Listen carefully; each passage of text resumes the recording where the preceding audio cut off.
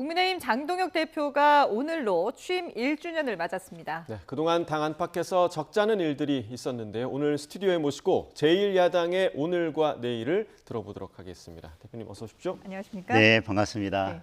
저 먼저 취임 1주년 축하드립니다. 네. 감사합니다. 그동안 많은 일들이 있었는데요. 오전에 기자회견을 하셨잖아요. 네. 그 자리에서 이제 안으로부터의 개혁을 힘차게 추진하겠다라고 네. 하면서 뭐 민생도 말씀하셨고 당원들 뭐 여러 가지 키워드를 얘기를 해주셨는데 가장 중점적으로 이것만큼은 꼭 얘기를 하고 싶다라는 부분이 어떤 게 있을까요? 지금 이재명 정부에 의해서 대한민국의 법치도 무너지고 있고 뭐 부동산, 뭐 주식, 국민의 재산권도 위협을 받고 있습니다. 그리고 국민의 자유와 안전까지도 위협받고 있습니다. 최근에 뭐 제주도에 있었던 장민아 씨 사건이나 우리 광주의 장윤기 씨 사건에서 보는 것처럼 보안 수사권 폐지로 인해서 국민의 생명과 안전까지도 위협받고 있지 않습니까? 이러면 이재명 정권과 그리고 더불어민주당 이에 대해서 저희들이 제대로 싸울 수 있는 야당으로 가기 위해서는 보다 안으로부터의 개혁이 필요하고 지금보다 완전한 변화를 이뤄낼 필요가 있다고 생각합니다. 결국 목표는 2028년 총선에서 이길 수 있는 교두보를 마련하기 위해서 제대로 싸우는 야당의 모습, 그렇게 하기 위해서 우리가 안으로부터 어떤 변화를 이뤄내야 되는지에 대해서 오늘 기자회견에서 국민들께 그리고 당원들께 말씀을 드렸습니다. 네. 저희도 뭐 뉴스를 통해서 계속해서 이제 정치권 보도를 해드리고 있기 때문에 이제 장 대표님 당 대표로서도 어떤 일을 하셨는지도 저희도 이제 기억나는 것들이 상당히 좀 많은데 그 동안의 소회는 좀 어떠신지 그리고 가장 기억에 남는 사건이 있다면 어떤 것들이 있으신지 좀 말씀해 주시죠. 매우 어려운 시기에 당 대표가 됐습니다. 네. 그리고 절대 다수의 여당과 맞서 싸워야 하고 정권 초기에 이재명 정부와 맞서 싸우는 그런 역할을 했습니다. 입법 폭주에 맞서서 24시간 빌리버스터 하기도 했고 또 단식을 하기도 했습니다. 뭐 여러 장애 투쟁도 했었고 네. 최근에는 투표용지 부족, 참정권 침해 사태 관련해서 올림픽 공원에 나오신 시민들, 청년들과 함께 70일 넘게 싸우면서 결국 국민 특검을 이루어냈습니다. 1년간 여러 뭐 투쟁도 하고 또 대여 투쟁, 정부의 여러 입법 폭주나 또 일방적인 전행에 맞서 싸웠지만 그래도 가장 기억에 남는 것은 최근에 올림픽공원에 모인 시민들과 함께 국민 특검을 이뤄냈다는 게 그래도 가장 기억에 남는 사건인 것 같습니다. 예. 앞서도 뭐 잠깐 언급해 주셨습니다마는 지금 제주에서 실종된 장미란 씨 사건에 대한 처리 문제, 경찰의 이런 안일한 행태들에 대해서 국민들의 우려가 큰 상황인데 정부와 여당은 이 사건과 보안 수사권 폐지는 별개의 문제다라고 얘기를 하고 있거든요. 어떻게 보고 계세요? 그것이 별개의 문제라고 인식하는 것이 저는 더 큰 문제라고 생각합니다. 지금 드러나고 있는 문제들은 분명히 보안 수사권이 폐지되면 이런 문제들이 발생할 것이고 그 이전에도 이런 문제가 있었다 하더라도 보안 수사권이 폐지되면 이런 문제들이 더 커지고 사건이 묻히거나 암장되거나 제대로 수사가 되지 않거나 아니면 사건의 실체를 초등 수사 단계에서 밝혀내지 못한 것들을 다시 보완해서 밝혀낼 기회를 완전히 잃어버리게 된다. 그리고 모든 수사권을 경찰이 가지게 되면 경찰의 부패, 장윤기 씨 사건에서 대표적으로 보지 않습니까? 그런 부패 사건들은 더 늘어날 수밖에 없다는 그런 우려의 말씀을 드렸고 저희도 지적했고 전문가들도 지적했고 법조계에서 그런 지적들을 해왔습니다. 문제는 이런 일들이 벌어지고 있는데 여당에서는 그리고 이재명 정부는 이것이 보안수사권 폐지와는 오히려 관련이 없다라고 인식하는 게 더 큰 문제고 다만 대통령은 이 문제에 대해서 보안수사권 폐지에 대해서 최근에 일련의 사건들을 보면서 그리고 앞으로 벌어질 일에 대해서 매우 우려하고 있는 것 같습니다. 그런데 보안수사권이 곧 폐지될 것이고 그 법이 통과되자마자 이렇게 우려할 것을 왜 그렇게 쉽게 거부권을 행사하지 않고 법을 통과시켰는지 그리고 이제 와서 그에 대해서 보완책을 마련하라고 하면 이제 보안수사권은 곧 없어지는데 도대체 언제 보완책을 마련해서 국민의 생명과 안전을 지키겠다는 것인지 이런 문제가 있을 때마다 더불어민주당은 법을 통과시킬 때 늘 그렇게 얘기합니다. 문제가 생기면 그때 가서 보완하면 된다. 그런데 이 문제는 국민의 생명, 안전과 관련된 문제입니다. 국민의 생명과 안전을 책임져야 될 정부가 그리고 그 책임에 있어서 정부와 함께 나눠져야 될 여당이 국민의 생명과 안전과 관련해서 일단 법을 통과시켜 놓고 이미 모든 문제점들이 이렇게 있을 거라고 지적했음에도 불구하고 그런 예상되는 문제점들을 제쳐두고 법을 통과시켜 놓고 문제가 생기면 보완하겠다? 국민의 생명과 안전은 그렇게 다뤄야 될 문제가 아니라고 생각합니다. 네. 자, 그리고 이제 여러 현안들 가운데 정부 여당과 각을 세운 가장 큰 이슈 중에 하나가 바로 부동산 문제가 아닐까 네. 좀 생각이 드는데 오늘 뭐 국토부 장관과 서울시장의 만남도 좀 있었고요. 네. 지금 전반적인 부동산 정책에 대해서는 좀 어떻게 평가하십니까? 지금 이재명 정부 들어서서 추진하는 부동산 정책들이 가장 큰 문제는 이재명 대통령이 대통령 되기 전에 후보 시절에 했던 공약이나 대통령이 되고 나서 직후에 얘기했던 부동산 정책의 방향과는 완전히 반대로 가고 있다는 겁니다. 예. 왜 그렇게 가고 있는지 잘 모르겠습니다. 후보 시절 그리고 대통령이 됐을 때는 문제 진단을 했을 때는 이렇게 가겠다. 예를 들면 공급으로 확대하겠다든지 예. 세금으로 집값 잡지 않겠다든지 뭐 이렇게 다 말씀을 해놓고 지금은 그 정반대로 가고 있습니다. 문제는 상황이 달라졌고 그리고 그런 상황에 맞춰서 문제의 진단을 다시 해봤더니 이런 해결책이 있어서 어쩔 수 없이 약속을 바꿀 수밖에 없었다라고 한다면 문제가 되지 않을 겁니다.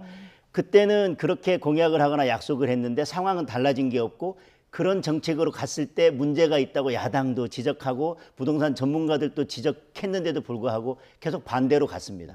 그런데 결과는 지금 심각한 문제들이 계속해서 발생하고 있습니다.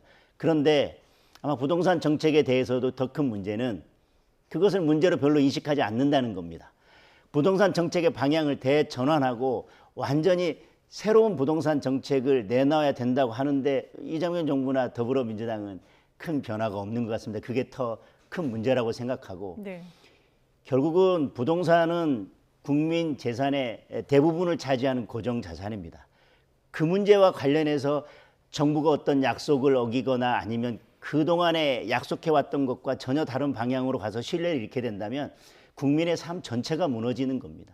국민의 삶 전체가 깨지는 일입니다. 그런데 그런 일에 대해서 너무나 쉽게 말을 뒤집고 국민의 신뢰를 무너뜨리고 있는데 그것이 지금 부동산 시장에서 계속해서 부작용으로 드러나고 있음에도 불구하고 시장경제 원칙과는 반대로 가려고 하고 있고 제대로 된 공급도 그냥 일방적으로 폐버스 개조해서 청년들한테 줄 테니까 고시원에다 욕조 놔줄 테니까 살아라 임대주택 줄 테니까 살아라 그렇게 해서는 근본적인 문제가 해결되지 않지 않습니까? 집은 내가 살고 싶은 곳에 교육, 문화 아니면 내 직장 여러 가지 문제로 인해서 제가 살고 싶은 곳에 내가 살고 싶은 형태의 주거를 공급해 달라는 게 국민들의 요구인데 일방적으로 공급하고 그리고 재개발, 재건축처럼 정말 그 기간을 단축해서 신속하게 공급해야 되는 그런 정책들에 대해서는 크게 관심을 갖지 않고 공급에 대해서도 공급량의 80% 이상을 차지하고 있는 민간 공급에 대해서는 어떤 대책도 없고 이렇게 공급에 집중하지 않고 집값을 세금으로 잡으려 하거나 집 가진 사람을 악마화해서 어떻게든 협박을 통해서 집값을 잡으려고 하는 정책은 저는 성공하기 어렵다고 생각합니다. 예. 자, 이번엔 이제 좀 당 내부의 문제들을 좀 살펴보겠습니다. 오늘 그 기자회견에서도 당원을 강조를 많이 하셨는데 네. 당협위원장을 당원 투표로 전면 재선출하겠다. 이 부분을 이제 지금 추진을 하고 네. 계신 거잖아요. 그런데 아직까지 당내에서는 의견 일치가 되지 않는 것 같은데요. 어떻게 보세요?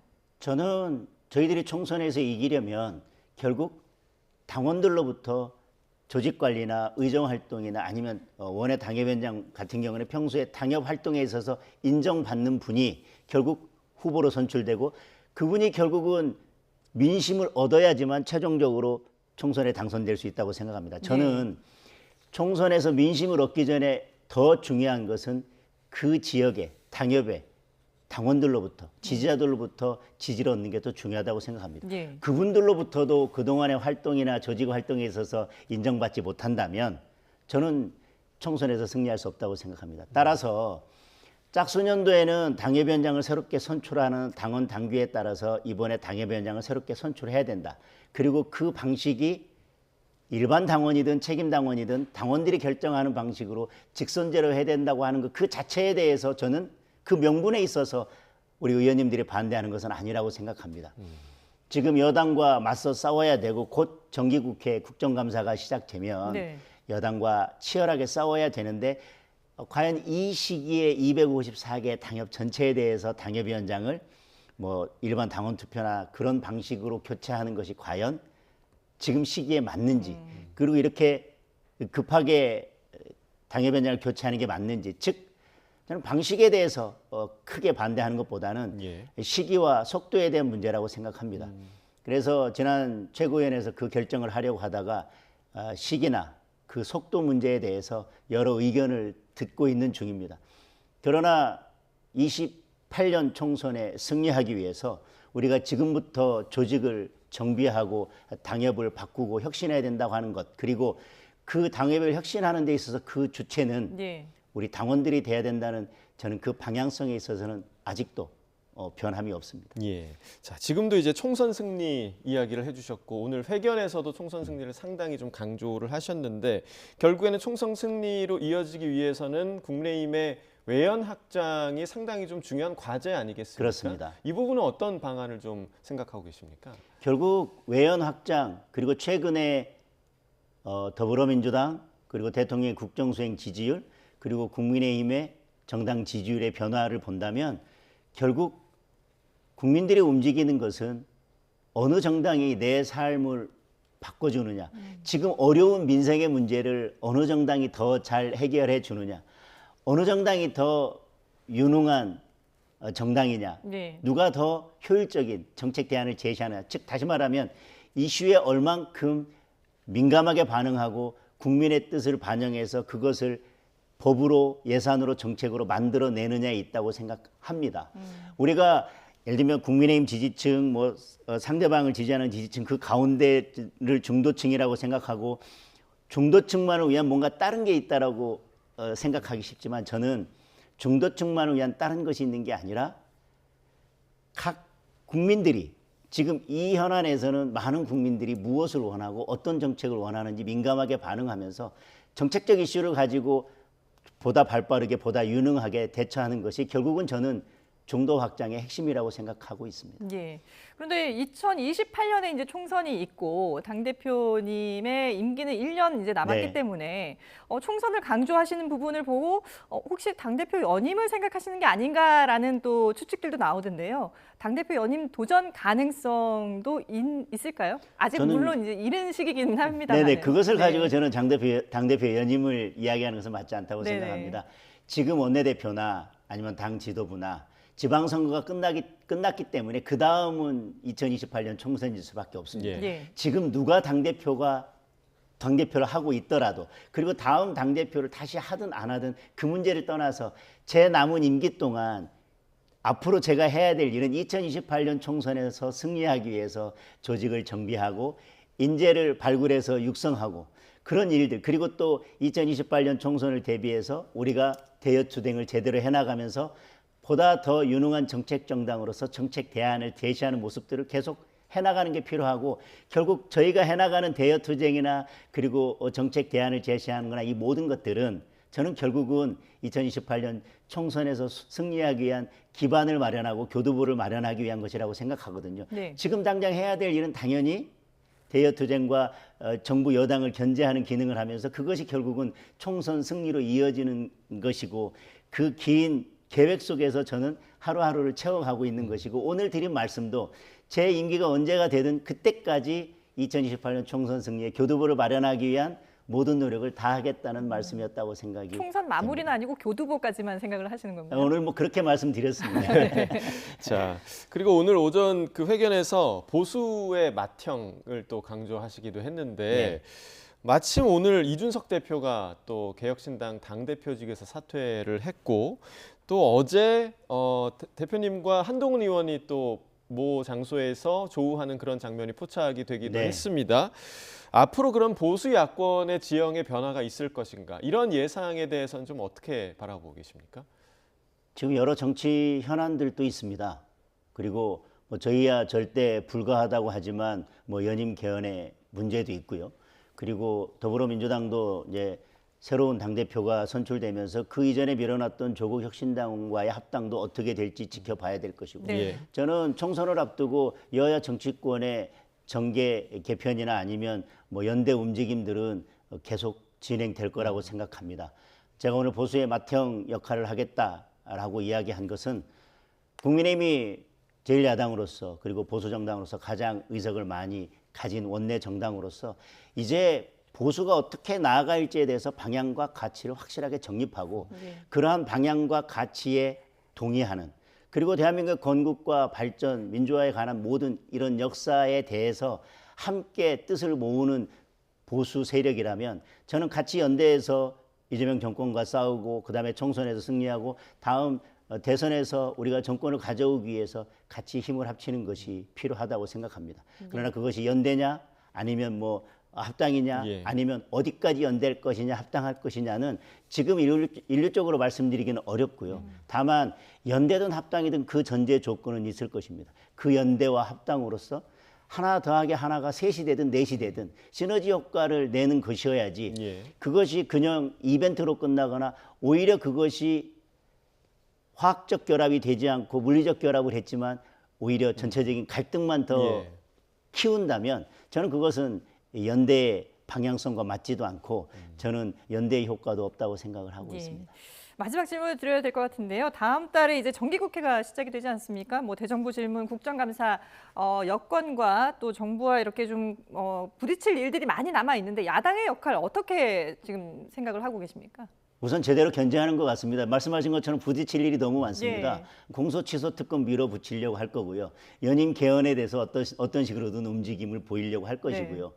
그리고 지금 그거 외에도 뭐 미래대응 기금, 뭐 초과세수 100조 원 넘는 그 돈을 결국은 미래대응 기금이라는 게 잘 들여다보면 누구의 통제도 받지 않는 쌈짓돈을 마련하겠다고 하는 것인데 그것이 결국은 지지율 대응 기금으로 바뀔 수도 있고 선거 대응 기금으로 바뀔 수도 있다고 생각합니다. 네. 그것들을 그냥 통제도 받지 않고 막 쌈짓돈처럼 쓸 수 있는 돈을 100조 원 넘게 쓴다. 저는 그거에 대해서 꼼꼼히 살펴봐야 된다고 생각합니다. 그럼 메가 프로젝트에 대해서도 마찬가지입니다. 어느 지역에 가는 게 문제가 아니라 그 의사결정 과정에 투명한 것인지 그리고 그것이 제대로 된 합리적인 의사결정인지 그리고 과연 그것이 제대로 추진될 가능성은 높은 것인지 여러 가지 것들을 저희들은 검증할 필요가 있다고 생각을 합니다.